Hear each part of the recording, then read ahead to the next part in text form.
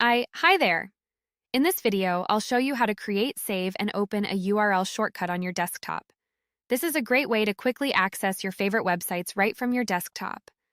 Creating the URL shortcut.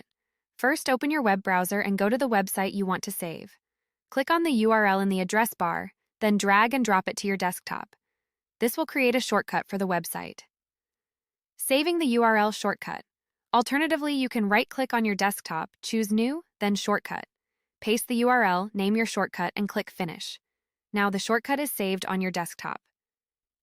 Opening the URL shortcut. To open the website, simply double-click the shortcut on your desktop, and your browser will take you there immediately. Conclusion. That's it.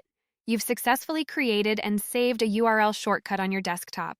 If you found this video helpful, don't forget to like and subscribe for more quick tech tips.